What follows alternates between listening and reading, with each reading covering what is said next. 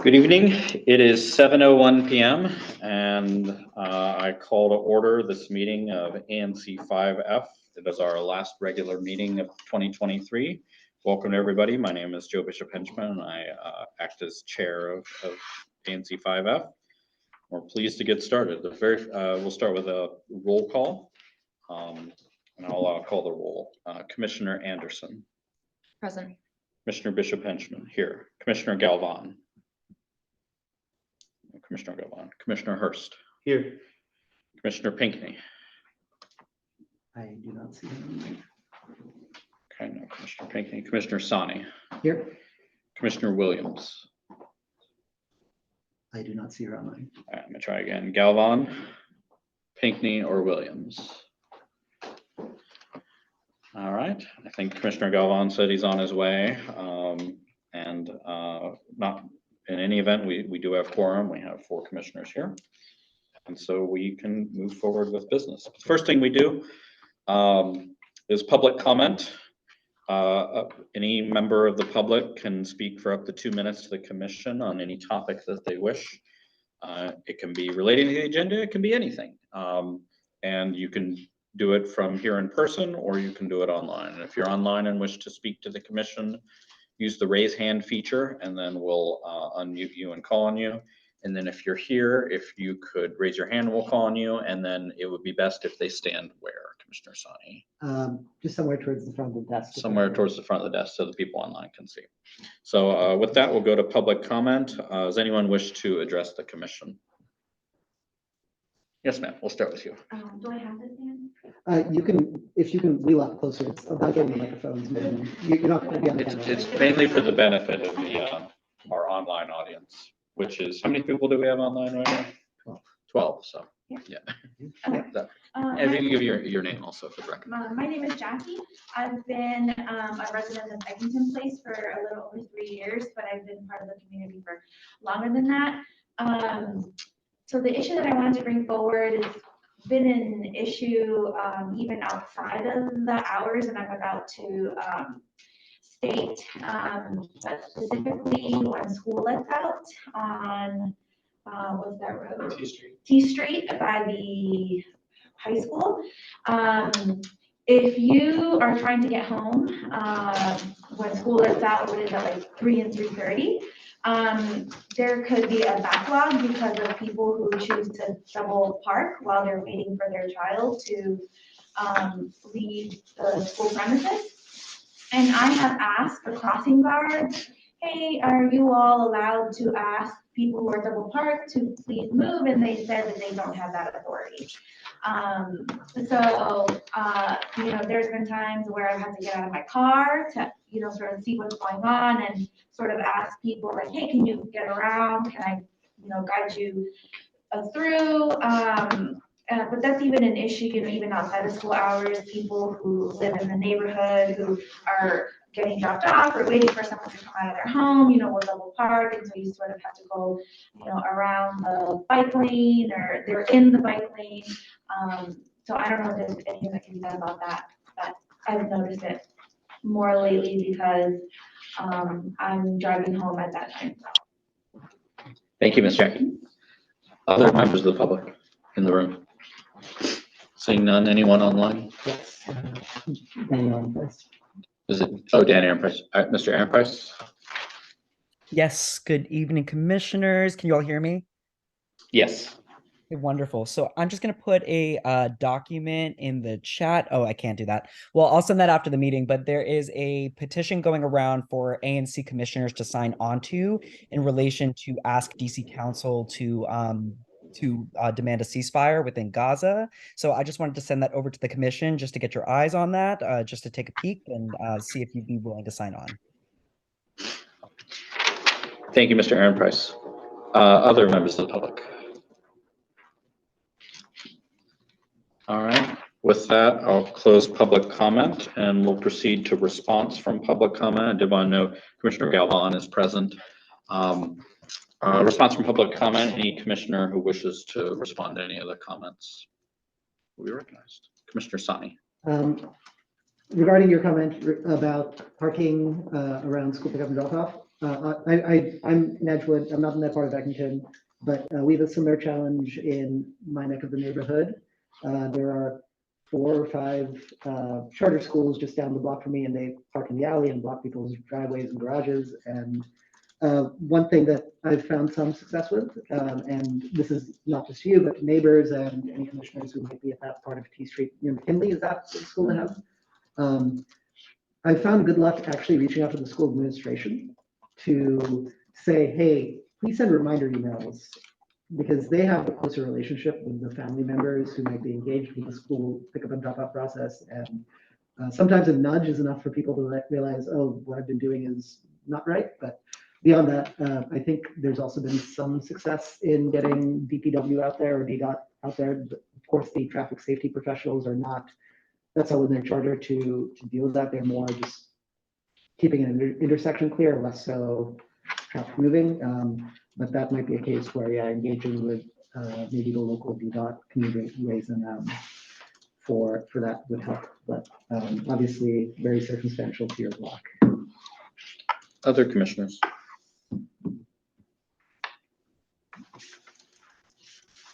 We also have a school, and we've tried calling 311 to try and get parking enforcement out, and had somewhat limited success.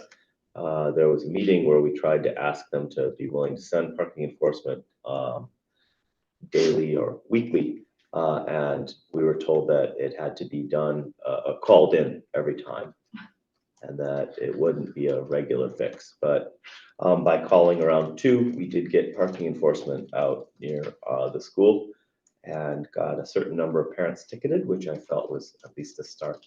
So if you call with an hour of notice, good luck. So these are people who are getting ticketed while they're waiting in their vehicles, or the vehicles are double parked with no occupant? So at the school that we were working with, as long as there was a person still in the car, they would move their car if they're about to get a ticket, but they would be walking into school, double parking, and they were able to receive a ticket because they were not with their car, and they were clogging a street and parking where they shouldn't be. We'll have later on in the agenda, we usually have a representative from the mayor's office, as well as tonight we'll have Ms. Littlepage, who's chief of staff to Councilmember Parker. And they may already be on and have heard what you said, but certainly those are 2 other officials to ping. Director of comms, I think. Oh, I'm sorry, director of comms for Councilmember Parker. Unless you got some other reason. All right, other commissioners. All right, seeing none, we'll move to the next. We'll close responsible public comment, and the next item is approval of the agenda. Just to remind everybody, all items are, commissioners are asked to submit items for the agenda 10 days before the meeting. They're then collected together into a draft agenda that we then post on the website 7 days before the meeting. I do this ministerially, so I have no discretion over it. Anything that's submitted is put onto the agenda, and then publicly available for a week. But this is the opportunity if commissioners want to make changes or amendments to that agenda, which is available on our website at anc5f.com, and there are copies on the chair by the door here if you're in the room. So with that, open up for any amendments or changes to the draft agenda.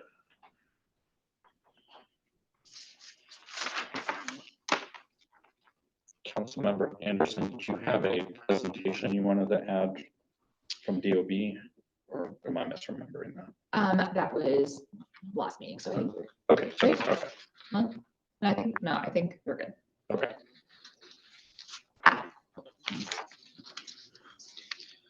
All right, Question. Almost. Commissioner Galvan. I think Commissioner Anderson, you sent a resolution, correct? Yes, I did.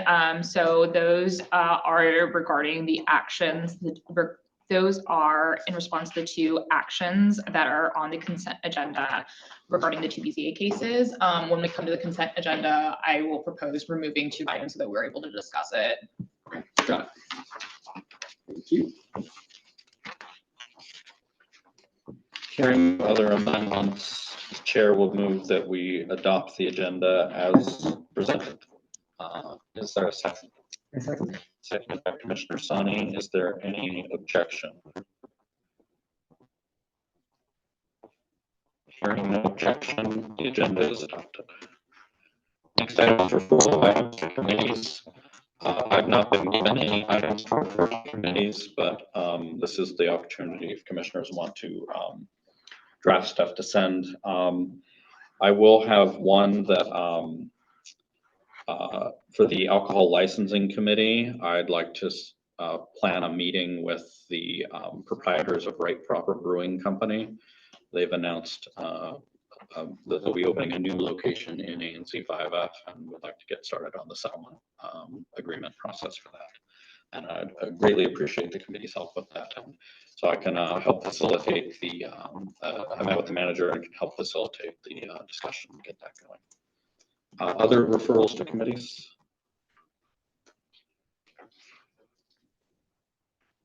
All right. That'll wrap that up. Approval of the minutes of the November 28th regular meeting, Commissioner Galvin.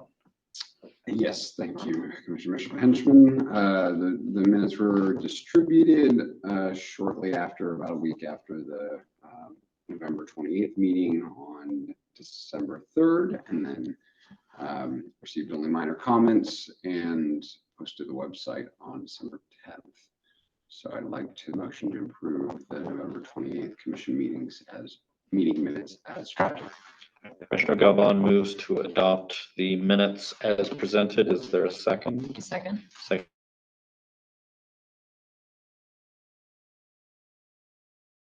Anderson, before going to a vote, are there any amendments? Seeing none, is there any objection to the adoption of the minutes? Then the minutes stand adopted. Officer reports, 5 minutes each, starting with chair. And that's me. Hi. Hi, everyone. Welcome. This is your first ANC 5F meeting. We're glad to have you. A couple of kind of housekeeping items to share. Last meeting, I talked about a new guidance document from the Office of Advisory Neighborhood Commissions, which we do not report to, but helps kind of give us good practices and logistical support on a lot of what we do. One of them that jumped out at me was a best practice that they advised on turning cameras on during remote voting. Commissioner Sani did a deeper dive into that best practices, and well, I don't want to speak for you, so you correct me if I get it wrong, but it's kind of an advisory document and not one that we really have to abide by. And speaking as chair, I'd really not to I'd like to not be in the business of policing commissioner technology and making sure vote cameras are on or anything. Certainly, if there's ever an instance where we feel like the person voting isn't the commissioner that we know that they are, certainly raise that to the attention. But I'd rather, trust everybody to do the right thing up until we have some evidence that it's going otherwise. But I do intend to follow up with OANC to ask what precisely they intended for us to do based on that guidance document. And they like handing out guidance the day of our meetings. They handed out a new one today regarding sign-on letters. And again, I'm going to have to follow up with them to ask precisely what the, what they're saying is legally required versus what's kind of advisory. But the gist of it was the important parts, I think, is reminding us that great weight attaches only to commission actions adopted at a public meeting like this one, and sign-on letters, even if they're signed on by a majority of the commission, don't qualify for that. and to keep that in mind. There was a lot more in that letter. You'll have it. If you don't have it, I can share a copy of it. But there's that going on. I saw several of you at the OANC sponsored gathering a couple of days ago. We also heard from council members Pinto, Robert White, Trayon White, and Fruman on some of their priorities for the coming year. I also had a chat with Mr. Hilgendorf of Councilmember White's Housing Committee staff, which is relevant because that committee oversees ANCs. And an important question I've been following up with him is our permanent ability to hold virtual and hybrid meetings, such as the meeting that we're having right now. So right now we've got, about 10 people here in the room, about 12 people online. It's obviously being utilized, and in our hybrid format allows people to, if they want to be here and kind of talk to commissioners one-on-one, they can do that. If they want to be able to, put their kids to bed while still listening to what we're up to, they can do that. It's an important thing, but it is only temporarily allowed. There still needs to be DC Council action to make this a permanent thing, and Mr. Hilgendorf said that remains a priority of Councilmember White to make that happen. I plan on continuing to work with him to see that through, because I think it's really important that we be able to do the commissions across the city have the ability, if they want to do virtual and hybrid meetings as we do. With that, I'll leave it there and answer any questions that any commissioner may have. All right. Vice Chair, Commissioner Anderson. I'll yield and save my announcements till the end. Okay. Treasurer, Commissioner Hurst. There has been no change to the ANC bank account. We are still at $17,811.67 as our balance. We have had no charges. We've had no additions in the last month.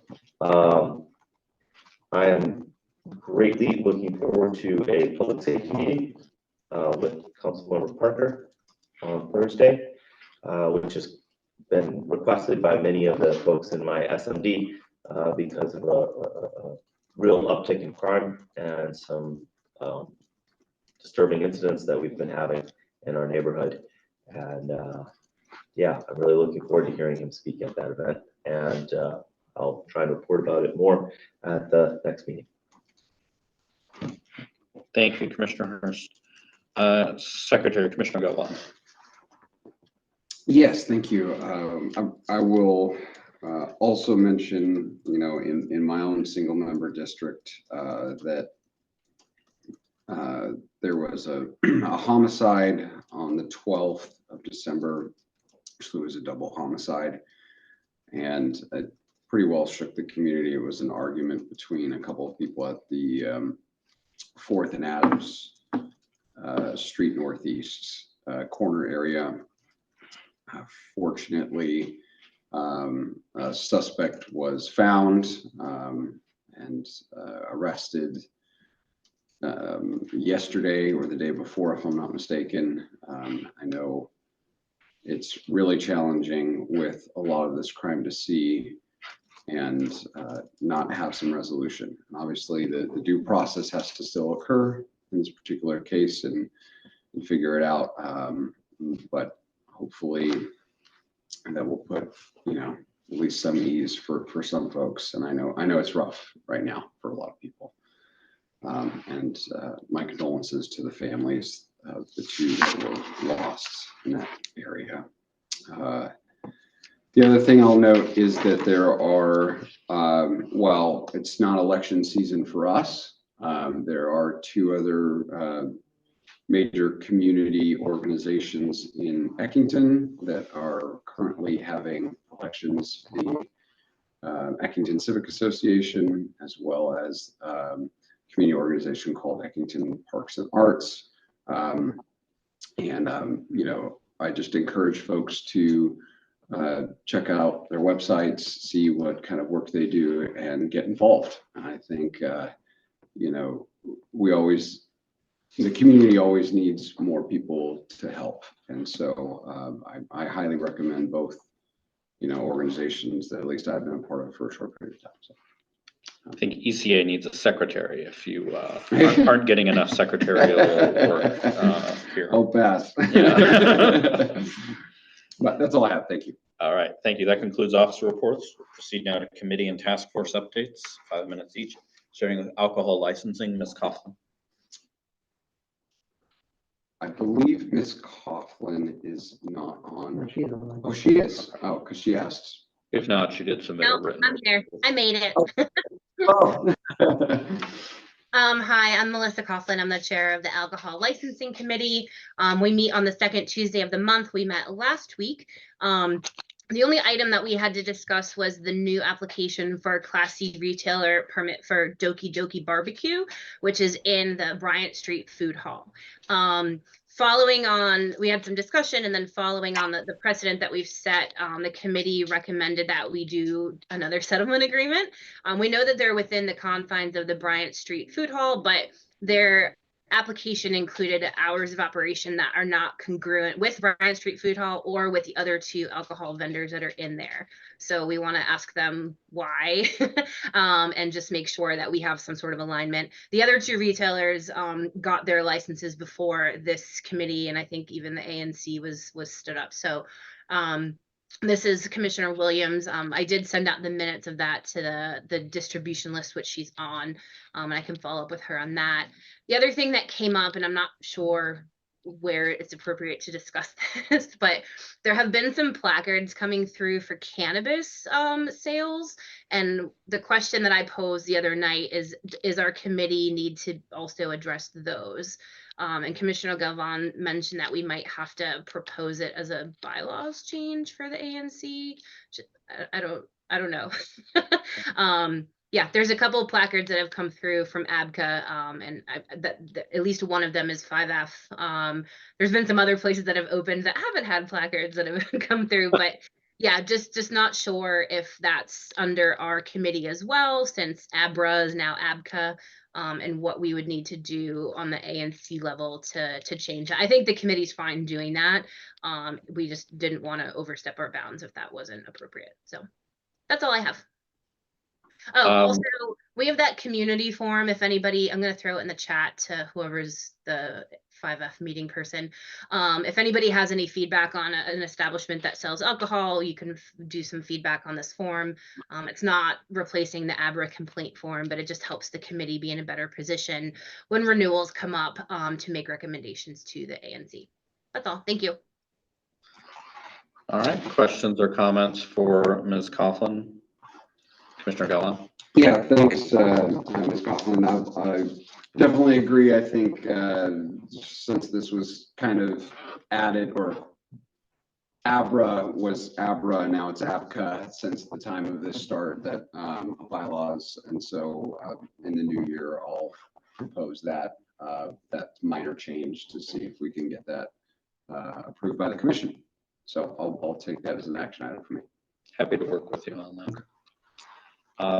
Assuming that's certainly if you don't think cannabis should be roped into this committee, let Commissioner Galvan or I know. So, Ms. Coughlin, just want to make sure I mentioned it earlier in the meeting. You may or may not have been on, but I want to set up a meet and greet between the committee and Right Proper Brewing Company's management.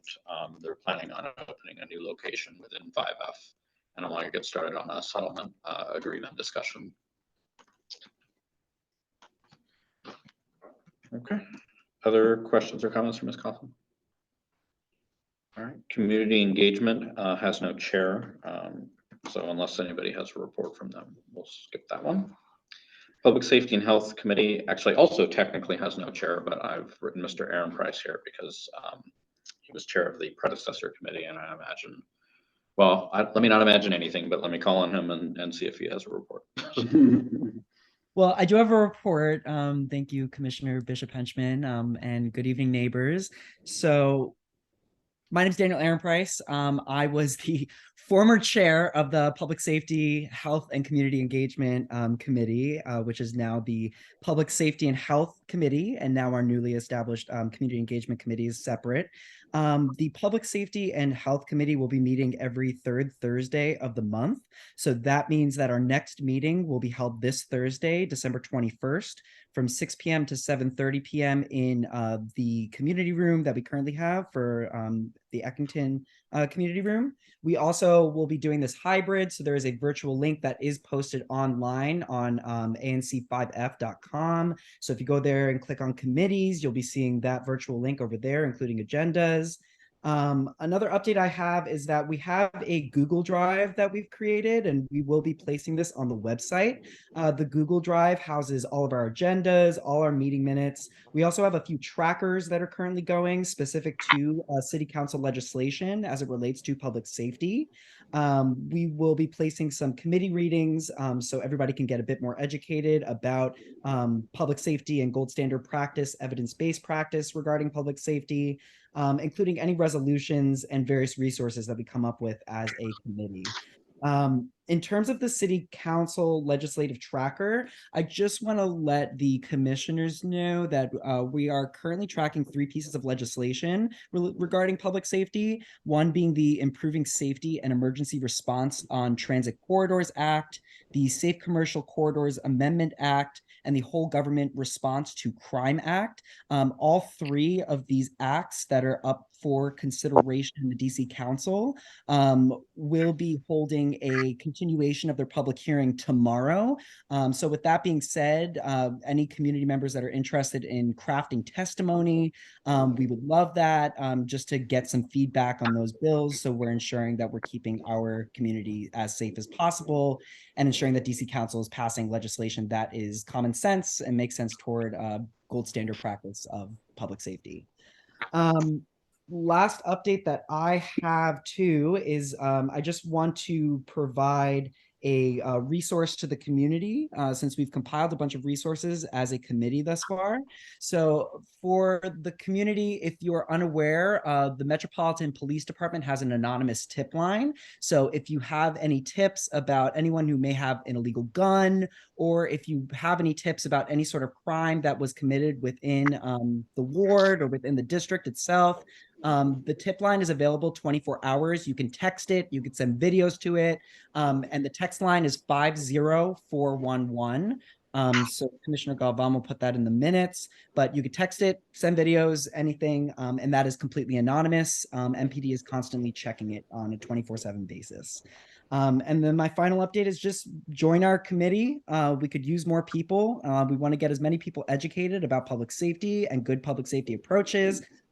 Let's engage in education and conversation, and let's start testifying so we can get the right legislation passed. Thank you. Thank you, Mr. Aaron Price. We'll open up for questions or comments from commissioners. On the anonymous tip line, maybe I'm the dumb one. It took me a long time to figure this out, but 50411 means to give the 50, the 411. That's what the number. Don't worry, I'm right behind you. All right. So it makes it easy to remember. Questions or comments from commissioners? Commissioner Galvan. Thank you, Daniel.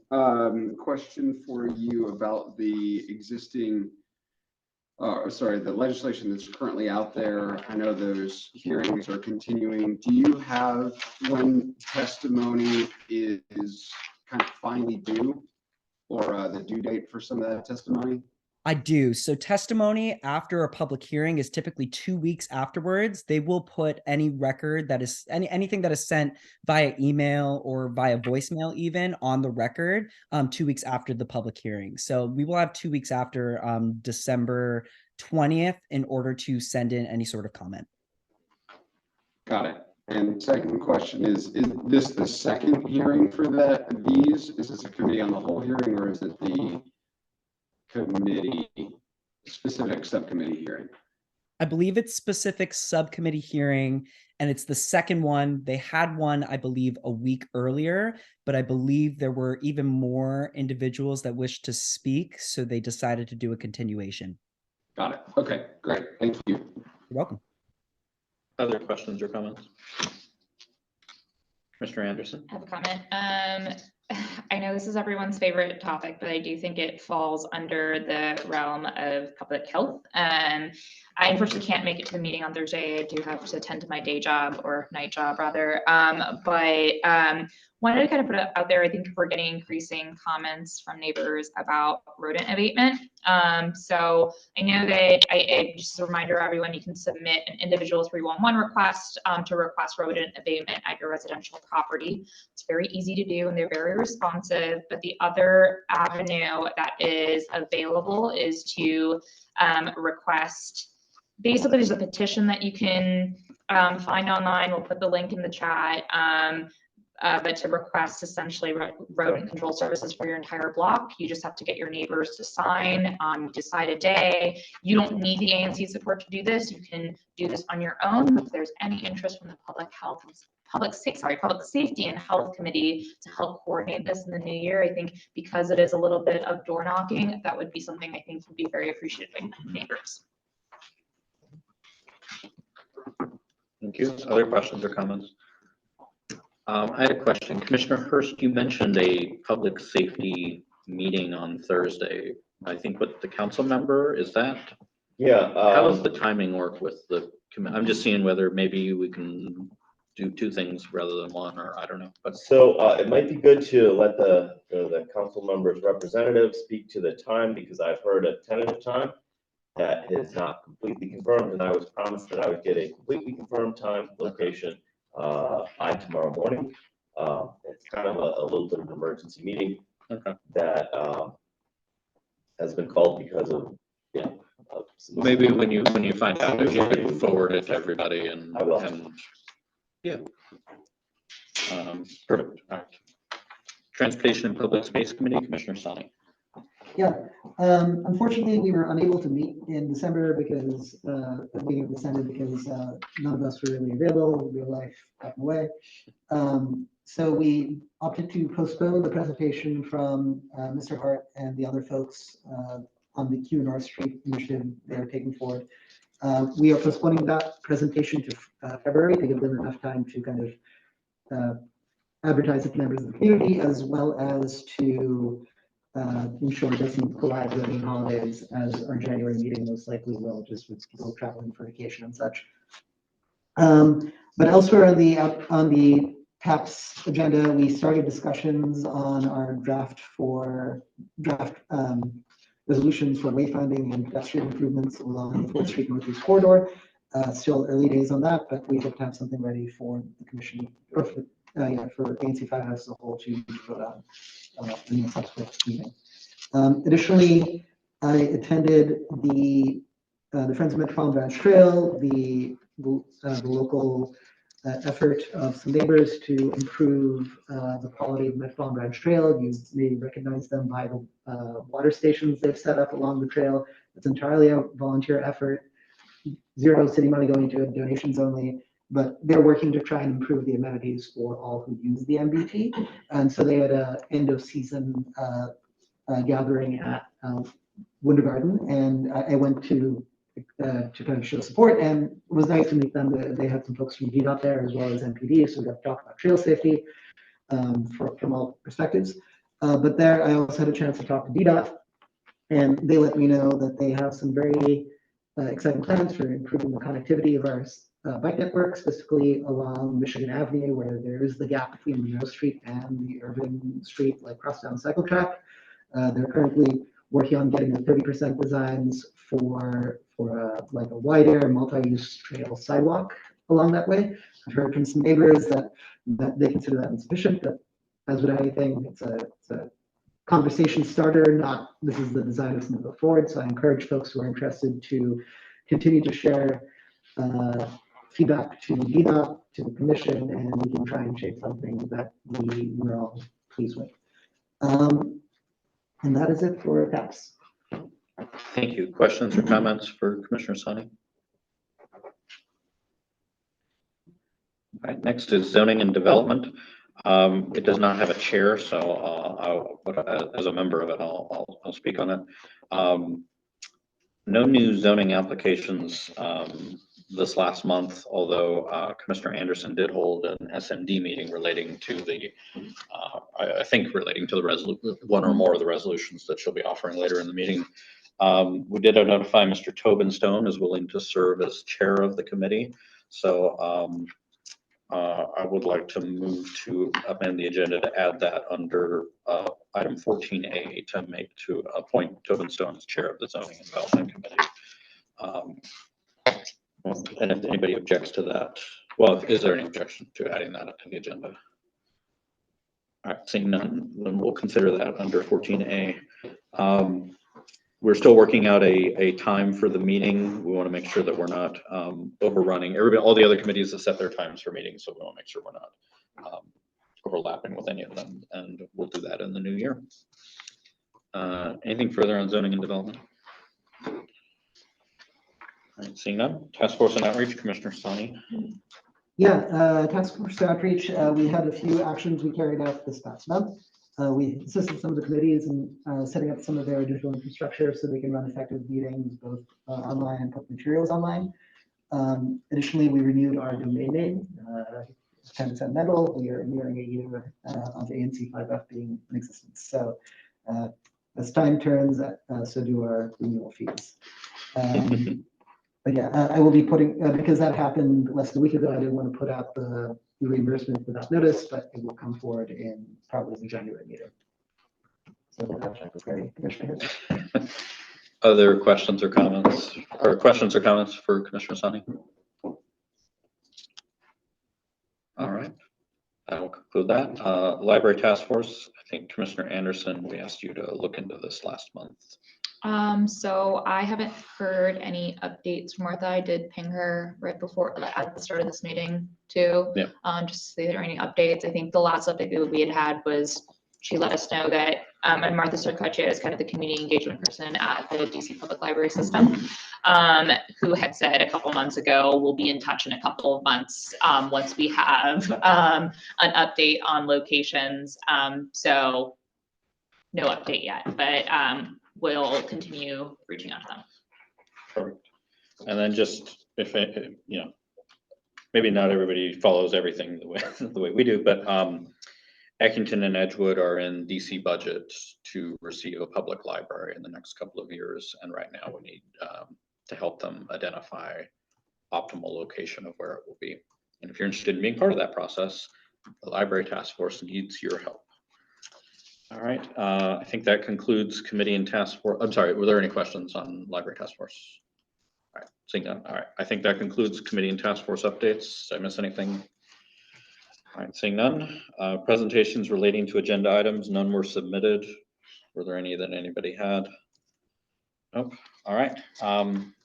We do have a number of action items on our agenda. This is a second opportunity for public comment. If any member of the public wishes to address any of the items that the commission will be voting on tonight, if you're online, use the raise hand feature, and we will call on you. If you're in the room, just raise your hand and we'll call on you and you can address the commission. Anyone in the room wish to speak on any of the agenda items this evening? Anyone online? Would it be, and I guess I should have thought about this earlier, time for public comment, not for items on the agenda? That was when you spoke. Yeah. Yeah. I thought it was like. I mean, I probably won't.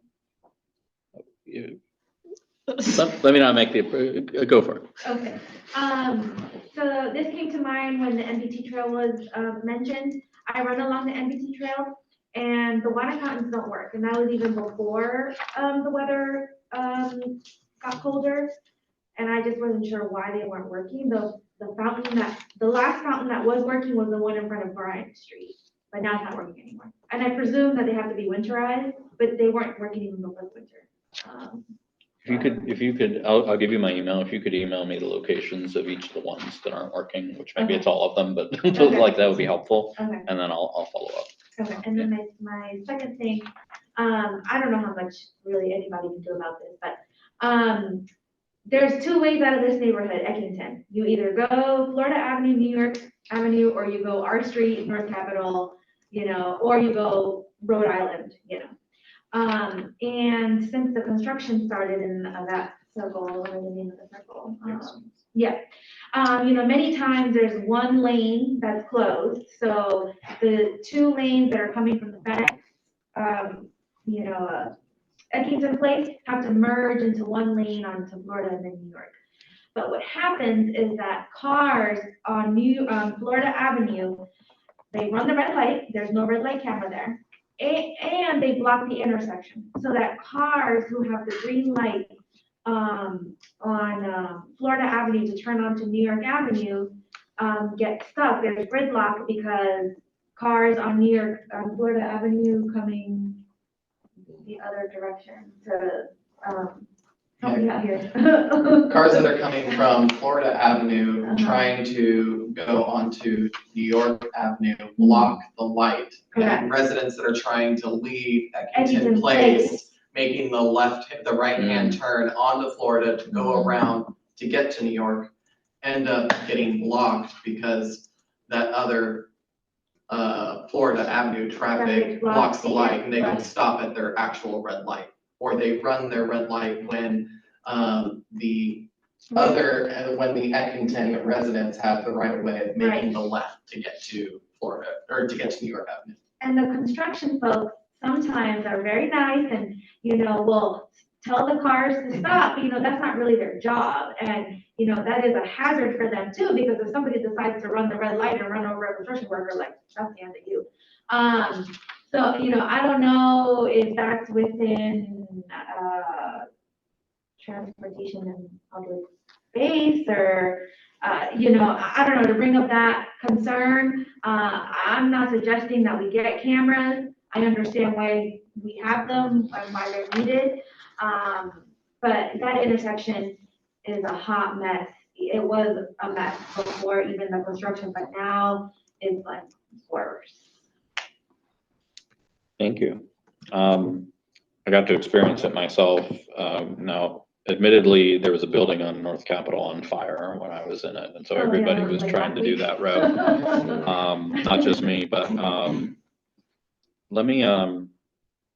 This straddles Commissioner Pinckney and my districts. I'm Eckington Place is the dividing line between our districts. But let me check in on the transportation plan and the traffic management, like, and I don't even mean big picture stuff. I just mean like people with flags on the ground while construction is happening, and let me see what they committed to versus what's actually happening on the ground. All right. Anyone online wish to speak on agenda items? Mark Bellack. Sorry, what was the name? Mark Bellack. Mark Bellack. All right, if we could unmute him, and Mr. Bellack, 2 minutes.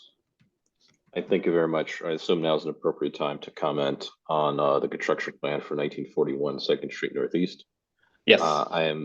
Thank you very much. I'm the president of the HOA Association for the adjacent building at 1937 2nd Street Northeast. Our only comment is we neither support nor oppose the building at this time. We're actively working with NUMO on her development plans and making sure they're appropriate for every stakeholder involved, and look forward to continuing to do so. Thank you. Other members of the public? Any others? Commissioner Sonny? No.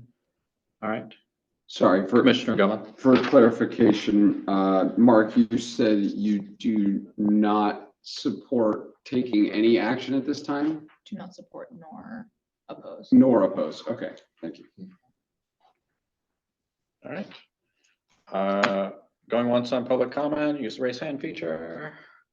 Nothing. All right. Then next item will be the consent agenda. So we have 3 items on the agenda. One is, A is that we schedule a regular meeting on January 23rd to be conducted in a hybrid format, both on Zoom, I should say on Zoom, not in Zoom, and in person at the Edgewood Recreation Center if it's available, or if not, at a location determined by the chair. Item B is action on zoning case 20981, 1941 2nd Street Northeast. Commissioner Anderson has circulated a resolution on this, and I know not every, it wasn't circulated publicly, so if the commission will indulge me, I'm going to read it out loud. It's short. Be it resolved, the ANC 5F supports the following special exception relief requested in BZA case 20981 for 1941 2nd Street Northeast, colon, a bullet point, the rooftop and upper floor requirements of subtitle E, section 204.1, and bullet point, the special exception requirements of subtitle U, section 320.2. We may get into this, but I think that's 2 out of the 3 requested relief. That's correct. And then item C, action on zoning case for 1801 4th Street Northeast. So others might eat Shalom House, again, sponsored by Commissioner Anderson. And again, she's circulated a resolution. I don't have that one in front of me, but would you mind just reading that out loud? I think that one's also short. Absolutely, it's very short. Pulling up the exact language, but it is essentially providing support for the relief that is requested. Just give me 2 minutes for the exact wording. Okay.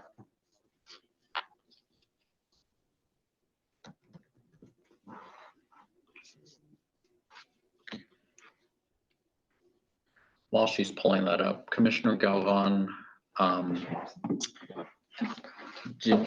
is there interest in moving forward with the chair of Public Safety and Health Committee at this meeting, or do you want to wait until the January meeting? Yes, I was going to mention it at the. Okay, well, let me not preempt you then. Yeah, yes, but the appointments to committees and task forces, I was going to recommend. Okay. Daniel, that. Yeah. Commissioner Anderson, did you have that Yes, text? the text is, be resolved that ANC 5F supports the variance and special exception relief requested in BZA case 21030 for 1876 4th Street Northeast, square 3567, lots 811 and 812. All right, so those are the consent agenda items. Any commissioner can withdraw any item from the consent agenda to be debated and voted on separately, and I invite any commissioner to do that if they want. I'd like to remove the action on 1941 2nd Street from the consent agenda. All right, B has been removed. Others?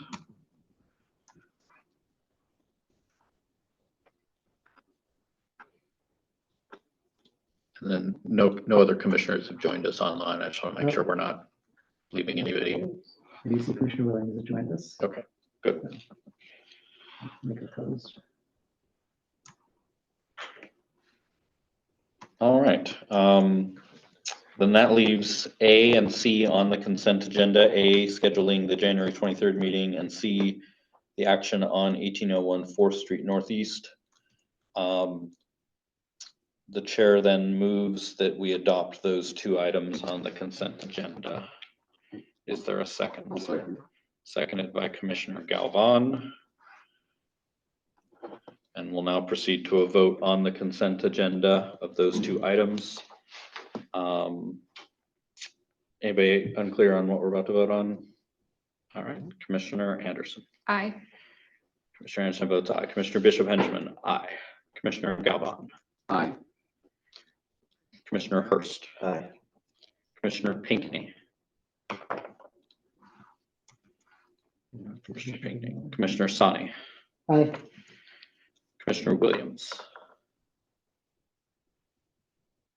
Aye. And then once more, Commissioner Pinckney, just make sure we're not missing her if she's there. All right. Hearing none, the consent agenda is adopted 6-0. We have 1 item on the action agenda, the action on zoning case 20981, 1941 2nd Street Northeast. The draft of the text of which Commissioner Anderson had just read out. And I'll turn it over to Commissioner Anderson to present and answer questions. So I know we have had discussed this item at multiple ANC meetings. We also held an SMD specific meeting to discuss this topic over the weekend. I've also seen feedback that has come through from neighbors via email and had separate discussions. Based on that, I would propose that we support 2 of the exception or relief items that have been proposed by the applicants. I read out kind of the technical language that's included in the resolutions, but I'll put them essentially into plain speak, if you'll indulge me in that. So the first one regarding the rooftop and upper floor requirements, it's primarily, my understanding, is a design feature. It's removing that mansard roof. So I think based on some of the other structures in the neighborhood, it wouldn't be too it wouldn't be too out of line with the design features of the neighborhood. The second is the special exception requirements of subtitle U, which is regarding that multifamily element. Zone RF1 permits by right 2 units. This structure would be converting into 7 units. I would propose, given that this would create 2 affordable housing units that are 3-bedroom families, which is something that I would like to see in our neighborhood, I would support this particular exception. There's one relief item that I am not that I propose the ANC that the commission do not necessarily support or oppose, which is regarding the exceeding the 10-foot, essentially it's extending the building beyond 10 feet beyond the neighboring buildings. The current proposal is around 20 feet. I propose that we do not take action on that particular item, given that that is particularly that has been, I think, there have been differing opinions on that particular relief item from neighbors. I will also take this opportunity to let everyone know and kind of provide the reminders, and I'll put it in the chat as well. We'll make sure that it's included in the meeting minutes, but that you are also always welcome to support written testimony or also come to the zoning and the BZA case meeting, and we'll make sure that those details are circulated. If you would like to make sure that your voice is heard directly to the BZA case, you can submit written testimony to have that be part of that, part of the record. Thank you, Commissioner Anderson. Questions, comments, amendments, debate? Commissioner Galvin. Yeah, question. So for the second one, the special requirements requiring the change in zoning from 2 units to multifamily, right? So that allows up to 7 spaces in there, some of which have multiple rooms, correct? So the plans as proposed by the architect currently create 7 units that each have 3 bedrooms, if I'm recalling things correctly. So what this exception would do is it wouldn't change the zoning code for the area. This would apply specifically to the structure and provide that permission. So the permission is about turning it into a multifamily unit beyond the 2 units. So even if it were a 4-unit building, they would have to apply for those same exception, is my understanding. We did meet with the architect and kind of look particularly along the buildings on 2nd and 3rd Street, and that particular block in my SMD does have a lot of multifamily buildings, whether they be apartment buildings or multi-unit condo buildings. So I didn't see that this was out of the character of the neighborhood. The other part too is because it is a larger lot, we also looked at kind of how much percentage of the lot that the building would take up, and it didn't seem to be out of line with what is currently existing on those blocks. Other commissioners? Thank you. Sorry, I have another one. Commissioner Galvin? So for the first one, the mansard roof, is that the entire facade or just the roof portion? I'm sorry. So right now the front has a certain aesthetic, right? Mm-hmm. And so the plan is to remove or to allow them to change kind of that front component, Mm-hmm. correct? Is it just the roofing component or the roof area, or is it the entire front face that they are looking to change? So the architect has, in the documents that they've submitted, which I think should be, just as for members of the public as well, I think we've uploaded that onto our website, but essentially it is a more modern take on the building, so it's more boxy. My understanding, again, didn't go to architecture school, unfortunately. My understanding is that mansard roof is kind of that brick part of the front of the building that makes it look like a row house that would be removed, and it would be essentially a boxy structure. Gotcha. Okay. Yes. So the intent here is that we would be providing support on relief of changing that facade, that front facade. Is that correct? Yes. Okay. Okay. Thank you. I would say that of the 3 relief items, that is the one that I think there has been the least amount of debate about and least opinions heard.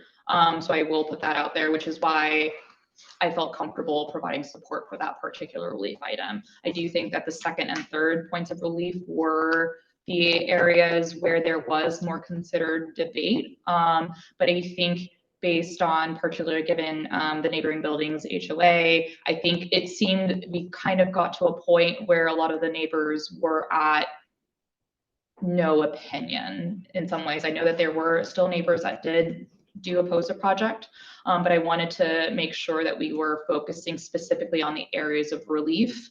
I think there were some objections regarding other parts of the project, but unfortunately they're not covered by the relief that's being requested. Got it. Understood. Thank you. Other commissioners? I had a question, Commissioner Anderson, just on the outreach related to this project. I know they've presented a couple of times, and I know you, if you could just kind of summarize both kind of their engagement with the community and kind of who you heard from and talked to, and just kind of reassure us all that Sure. this resolution is not just something you dreamed up, but that comes as the result of a long public process here. Yeah, absolutely. So I will say, I'm just going back into I don't have a written full timeline of all the items, but I will say that the architect and the architect on behalf of the applicant reached out to me, I want to say in June or so, and I think they were invited to speak at the July meeting. It was one of the J summer months, I can't recall, but the first opportunity that they were provided, unfortunately, were not able to present, but they did have the opportunity. They have, I think, presented at least 2 additional ANC meetings, and we have the SMD meeting. My understanding is that the architect and the applicant have met with neighbors separately beyond the ANC. I know that they've also presented at the Eckington Civic Association meeting. And they voted support for the project, I think. I believe so. I don't know, I don't recall. But I know that they have done considered outreach, and yes. Any other questions? All right, thank you. Commissioner Galvin? Were you also able to speak to the owner directly by chance? Yes, I did. She is online, and I did meet with her. She was present at the SMD meeting, along with the architect who was, she spoke to the intentions of the project, or her intentions for the project. The architect was there to answer technical questions as well. And she's been present at least 2 of the ANC meetings where the architect spoke. Great. And we also had a separate call. We've had separate conversations beyond the SMD meeting as well. Awesome. And she's been a longtime resident. She's lived in the neighborhood for over 20 years. And her intention at the moment is to continue living in one of the units. Great. All right. Promise final last question. Is after this resolution, what comes next? Like, do they come back here in a certain amount of time, depending on how the vote goes, or do you know what kind of the next step is? So their hearing in front of the Board of Zoning Adjustments is in January. So at that point in time, they'll present to the board. The BZA is the one that has the final say. basically if this resolution is voted upon, agreed upon, it will be given great weight, but of course, as we know with all great weight cases, it is up to the zoning board. There is still an opportunity, I want to say, for folks to submit testimony directly. Also, there is still time to register. I can't recall the specific language, but basically as be granted party status, and there are details online on how to qualify for that. And after that, BZA votes, if it is supported, they still have to go through a permitting process, get a certificate of occupancy and all the other things, other permissions for construction to take place. So this is still kind of a longer term project. I think when we spoke to the architect and our neighbor owner about this, there wasn't necessarily a firm timeline established because it really depended on the BZA granting permission for this project to move forward in order to establish that type of timeline. Thank you. Other commissioners, any further discussion or debate? Seeing none, the question's called on the adoption of the resolution. Oh, I will say one last thing. All right, one last thing, Mr. Anderson. as before we move to vote. I really appreciate all the engagement that this project has brought and the conversations that have happened with the neighbors, and have been really. It's been great to see the spirit of compromise that's been happening. So thank you for everyone being willing to engage in this process. That's it. Thank you, Commissioner Anderson. Are there any further discussion or debate prior to a vote? All right, seeing none, the question's automatically called and we'll proceed to a roll call on the adoption of the resolution. Commissioner Anderson. Vote aye. Commissioner Anderson votes aye. Commissioner Bishop Henchman votes aye. Commissioner Galvin. Aye. Commissioner Galvin votes aye. Commissioner Hurst. Aye. Mr. Hurst votes aye. Commissioner Pinckney. All right, we'll come back. Commissioner Sani. Aye. Commissioner Sani votes aye. Commissioner Williams. No. Mr. Williams votes no. Commissioner Pinckney. All right. With that, the resolution is adopted 5-1 with one absence. All right, I believe that concludes the action agenda. Am I correct on that? Is there no further action items? Okay. No further. All right, we'll proceed to other reports or presentations. We'll start with Anthony Black from Mayor Bowser's Office of Community Relations, if he's online. I do not see him online. Okay. If there's anyone from the mayor's office who's presenting instead, just use the raise hand feature and we'll unmute you. Next up is from Councilmember Parker's office. I think we have Melissa Littlepage subbing in for Sam Bonner. If we could unmute her and recognize her. Good evening. It's great to see you all, commissioners. I can't see everyone else in the room, but hello. My name is Melissa Littlepage. I am the communications director for Councilmember Zachary Parker. I'm sorry that you are getting the B team tonight. I know usually you have Sam Bonner, who is the constituent services coordinator for ANC's 5E and 5F. Sam is carrying quite a load. He had 2 Civic Association meetings last night and 2 ANC meetings tonight. I think ANC 5E is meeting at the same time, so I'm helping out. And want to bring some updates to you from our office. Of course, as always, we encourage neighbors to be subscribed to the council members newsletter, which goes out every Friday evening. We share a lot of updates in that newsletter, and we want you to stay informed. So if you're not, you can subscribe at ward5.us/newsletter. You can also find a link to every previous edition of the newsletter on that same URL. You can always read the current edition at ward5.us/news.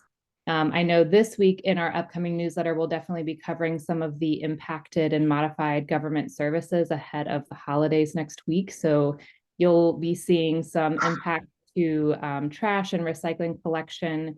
In particular, I know that's always relevant to residents. That'll likely slide one day. Next week, we don't have the official update from the executive's office yet on how those services will be impacted, but it will be in our newsletter this Friday when we get those updates from the executive. I want to spend most of my time tonight just talking about public safety because we know that ANC 5F and the Chancellor's Row community in particular has experienced recent horrific and unacceptable incidents. And these are top of mind for our office. We are in daily coordination with MPD, in particular the 5th District, and these incidents are top of mind for us. Commissioner Hurst mentioned that there is, in the immediate, a public safety meeting that we are hosting for to focus on the Chancellor's Row community that we know has experienced some of these incidents. That will be on Thursday. The tentative time is 6:30 p.m. We have not yet, unfortunately, been able to confirm a location. We've spent a lot of today trying to confirm a location.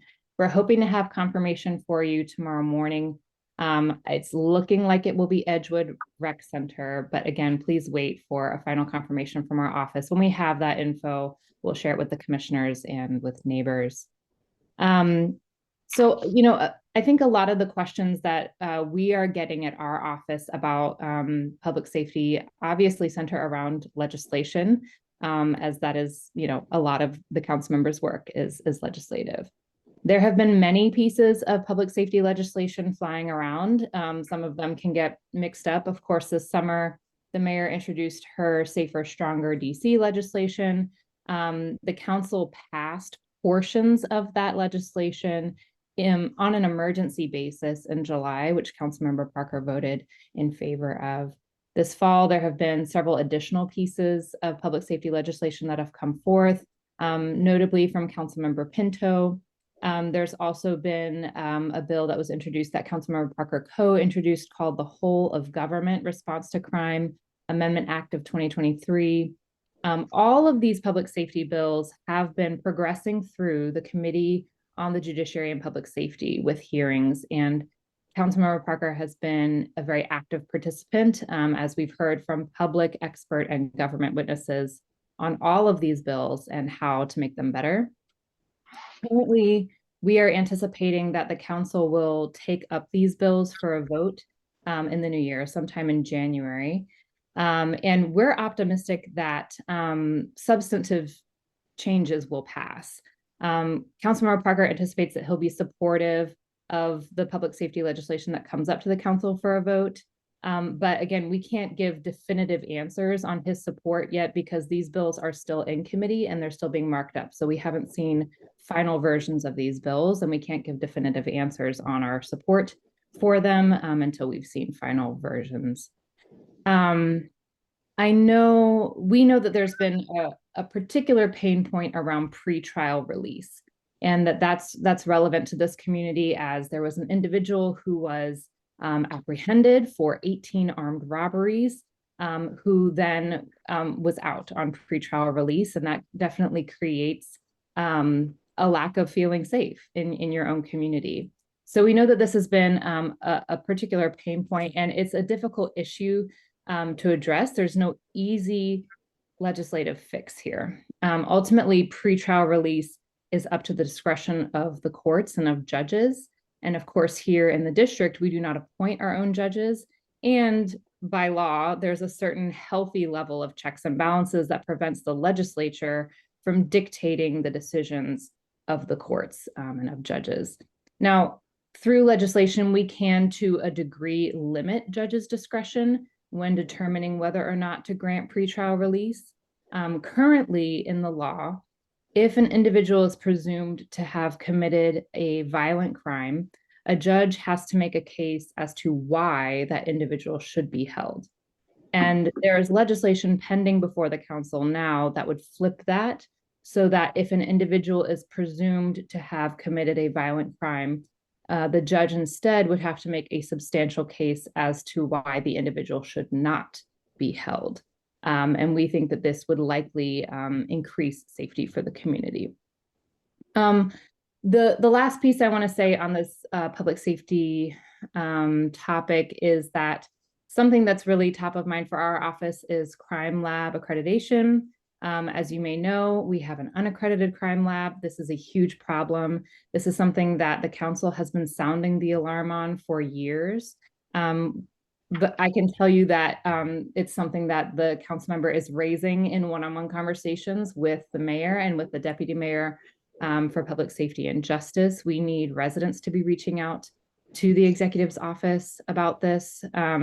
When the council held its regularly scheduled breakfast meeting a couple of weeks ago, they had U.S. Attorney Matthew Graves as their guest. And when he was pressed by the council about why is the U.S. Attorney's Office not papering cases, why are they not trying these cases, the U.S. Attorney gave two primary reasons. One was issues with our crime lab and forensics, and the second was constitutional issues raised by MPD body-worn camera footage. And so we are wanting to hear from our partners at the courts and honor what they're saying, that the reason why they're having trouble trying these cases is because of crime lab accreditation and these constitutional issues with MPD body-worn camera footage.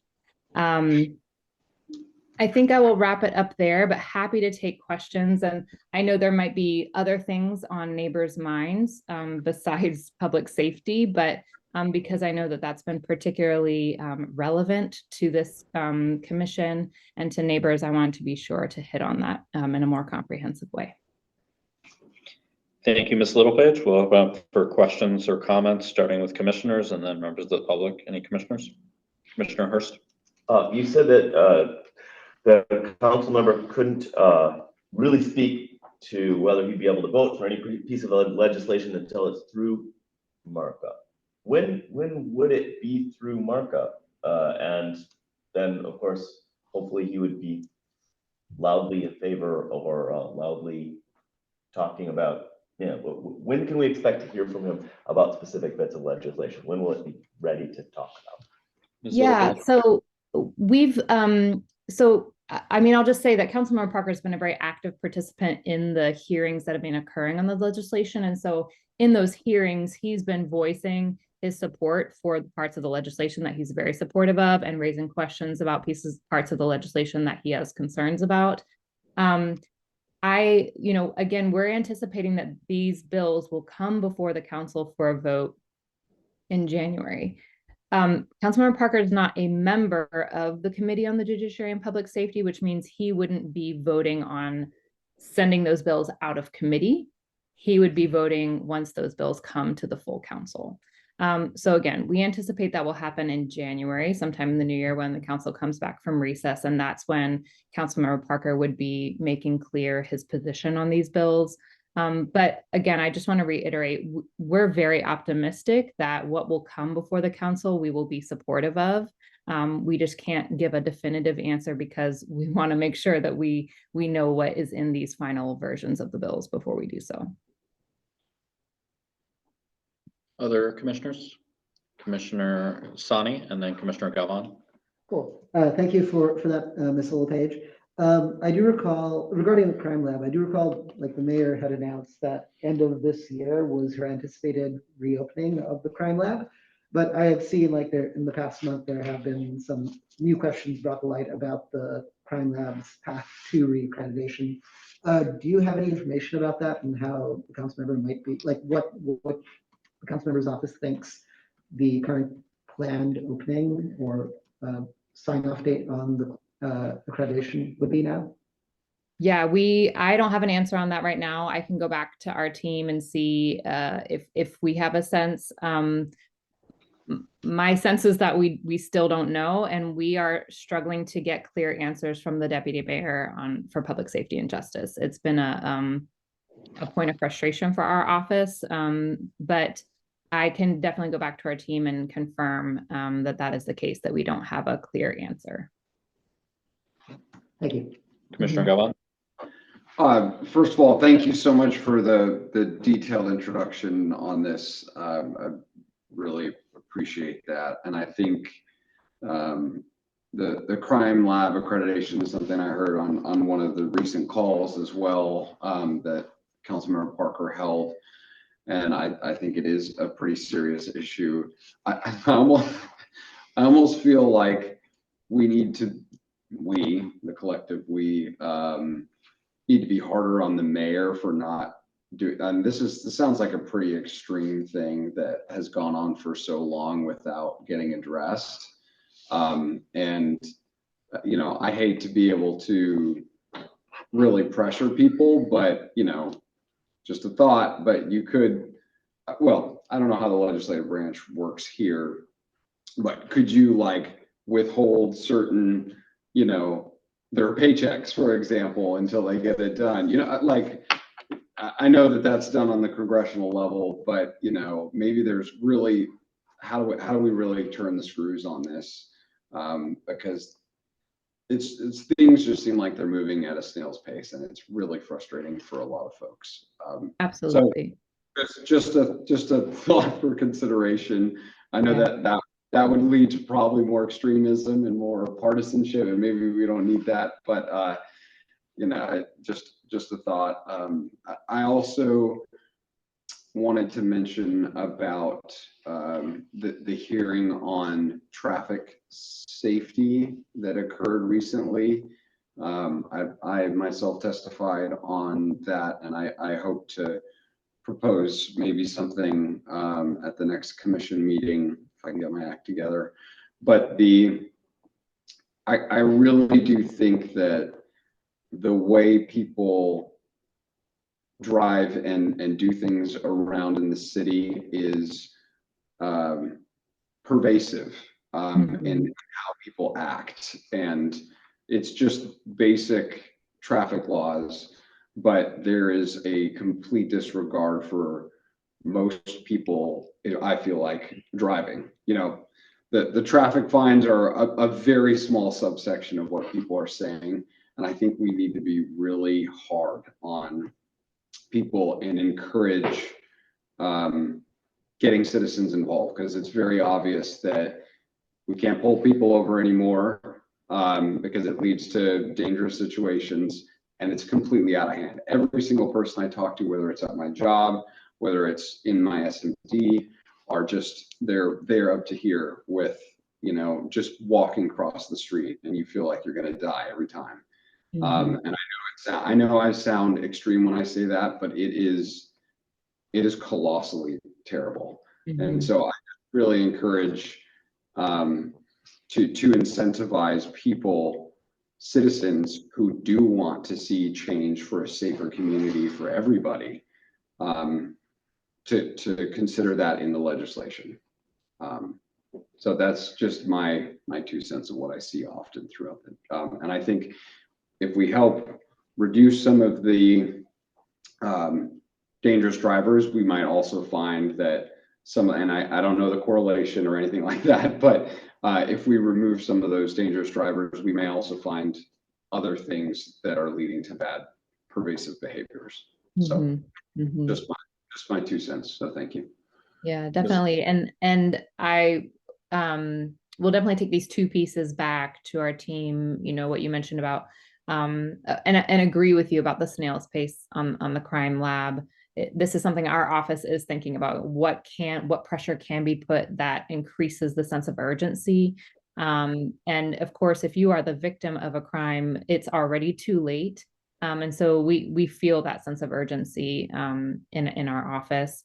And then also on this traffic safety point, I mean, this is a priority for our office from day one, and something that we're pushing for. You may have seen the council and Councilmember Parker is advancing legislation on these issues. The STEER Act in particular has begun to move forward that increases our ability to hold dangerous drivers accountable, among other things. It's a pretty comprehensive bill, but just want to thank you for your comments and say that I'll take these back to our team. Thank you so much. Other commissioners? All right, members of the public, any questions or comments for Ms. Littlepage of Councilmember Parker's office? Use the raise hand feature and we'll call on you.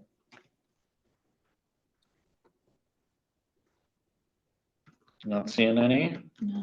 Anything you didn't cover, Ms. Littlepage, before we let you go? I don't, oh, actually, yes. One thing is that we are in the process of collecting community feedback on oversight priorities. So January and February and March bring to us the very exciting oversight season on the council, countless performance and budget oversight hearings. We really want to know priorities from the community. I'm going to drop a link to our community oversight form where you can share, issues you're having with district agencies or things you're really wanting the council member to press in these performance and budget oversight hearings. So we've shared this in our newsletter, but we encourage members of the community to please use this form. Let us know what you're seeing and what's important to you as oversight season approaches. So we can do favorite, not just problem agencies, right? Yes, we welcome feedback on anything. Will there be public events? I think last year there were kind of forums to collect that, or is the form the best way? So we will definitely have a budget forum. Okay. That's what we had last year was a Ward 5 budget forum. We will have one this coming year. It's tentatively scheduled for February 3rd, but subject to change. We were working through our calendar recently, and I remember that's the date that got floated for that. But yes, we will have a budget forum for neighbors to come share with us their budget priorities. This forum in particular is focused on performance oversight and questions we want to press agencies on. Commissioner Sonny? Yes, still on raise their hand. Okay. Go ahead, unmute it. Galaxy A325G. If you could give your name and share your comment or question. Yes. Can you hear me? Yes, go right ahead.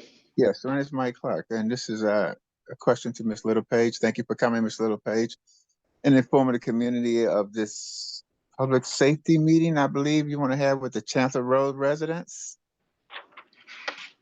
Is that correct? Yes, it's open to anyone, but we will be focusing on the recent incidents in the Chancellor's Row neighborhood. Well, that includes the incidents on Hamlin, Girard, 4th Street, the shootings there. Yes. Okay, how is that being communicated to the community?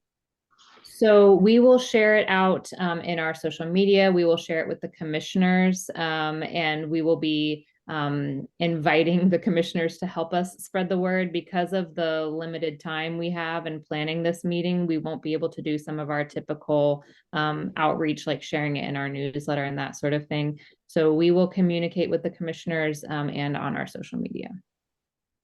And when is this meeting planned? It's planned for Thursday, this coming Thursday, December 21st at 6:30 p.m. And the location is currently being confirmed. We don't have that confirmed yet. Okay, thank you. You're welcome. All right. Thank you, Ms. Littlepage. Thank you. I believe that concludes other reports or presentations. Next item on the agenda is appointments to committees or task forces. And we have one listed right now, although I think Commissioner Galvan wants to add a second. So let me call on you before I proceed further. Yeah, I'd like to, since I think I missed that on my last resolution, to have the current public safety and health chair to be transferred to the new Public Safety and Health Committee. So I'd like to request that Daniel Aaron Price be added as the chair of the Public Safety and Health Committee. Okay, and then on the agenda already, we had Tobin Stone as chair of zoning and development to get that. And I think that's our last committee to be activated. And so that's essential to that happening. Well, I will move that we adopt both of those together, and we'll see if anybody wants to debate or discuss any of them, but I'll move that we adopt both of those appointments. Is there a second? Second. Seconded by Commissioner Anderson. Is there objection? Seeing none, Mr. Stone and Mr. Aaron Price are appointed. Is there any other business other than announcements and adjournment? Can I make a, Commissioner Anderson. can I make a quick request for Yes, Miss Littlepage? Sorry. Oh. I should have added she that. may have. I think she's still on. Okay. Melissa, if you're Sorry, I keep muting myself on my Zoom. I'm so Okay. sorry. I'm sorry. We're more high tech than that. Melissa, if you're still around, once there's a location that's established for the Thursday meeting, could you perhaps help us do a favor? Just make like a standard flyer we could print out just to do some outreach, given it's such a short turnaround. And I know that there will be a lot of interest in the meeting and some people who may not be on social. So if there's just like a standard, it doesn't have to be fancy, but that way it all looks uniform. That would be great if you could just send us something that we could print out easily to do more paper outreach. Absolutely. Yeah, we will create a graphic and we'll also probably create like a standard form email so that you guys can just copy and paste and send to neighbors. And we will do our best to canvass. I just know that typically when working on such a short timeline, it can be hard to spread the word. So we really appreciate the assistance of the commission in making that possible. Absolutely. Thanks so much. All right, with that, we'll go to announcements. I will take the privilege of going last, but we'll go alphabetically otherwise. Commissioner Anderson. I'll yield. All right, Commissioner Anderson yields. Commissioner Galvan. I just want to say happy holidays to folks and please be safe out there. All right, thank you, Commissioner. That. Commissioner Hurst. I am very much looking forward, and I know my neighbors are, to the public safety meeting. I want to make sure I thank Councilmember Parker and Ms. Page for setting it up and all the work and making it happen. Last minute meetings are hard to get all organized, and it's a lift, and I appreciate it. Commissioner Pinckney, I think she's still absent, but just in case. All right. Commissioner Sani. Yes, I just wanted to remind folks that as oversight season comes up, so does budget season. So if there are improvements in the community that you want to see, i.e. I've been talking with some neighbors about some playground improvements and such, please surface them to us, surface them to Councilmember Parker. These are the right times to start figuring out, like, as we enter the next budget cycle, that everyone knows what's a priority, we have a sense of what we can fight for and help realize within our communities. Thank you. Commissioner Williams. I have nothing. All right. That leaves me. Sorry, just a couple quick ones. Second, on the oversight hearings and the DC budget, a lot of good ideas start from the commission adoption, and then they make it its way into the council members' recommendations, and then they make their way into the budget. So if you've got ideas on how DC can save or spend money, bring them to us and we'll see what we can do with them. We have new trash cans. As you may remember, ANC 5F has passed several resolutions asking for the addition of trash cans. I think we are continuing to have about a 50% batting average. So for every 2 that we ask for, we get 1. The ones I'm aware of are along 4th Street, and then an additional one near the Advanced Technical Center, a little bit further down. There may be others. I haven't walked the entire ANC 5F. DPW doesn't exactly notify us when they do this, but some good news, especially the one at 4th and V, because a community member, a neighbor, has been putting out their own trash can due to the absence of a trash can there. And so they're very grateful that for DPW to adding it and for everybody's support on that. And then finally, the DC Tax Revision Commission, which meets every 10 years to recommend changes to overall DC policy, will be unveiling their report on January 8th. So if you have opinions on how DC's tax code should work, pay attention to that date and then offer feedback over the course of January and February before it goes to the council. And then you can offer feedback to the council. With that, I'll leave that there. Does any commissioner have any further business? Seeing none, does anybody wish to move to adjourn? Move to adjourn. Commissioner Anderson moves to adjourn. Is there a second? Seconded by Commissioner Hurst. Is there any objection? Seeing none, we are adjourned at 8:30 PM. Our next meeting will be January 23rd, 2024. Happy New Year and Happy New Year. Or happy holidays and Happy New Year.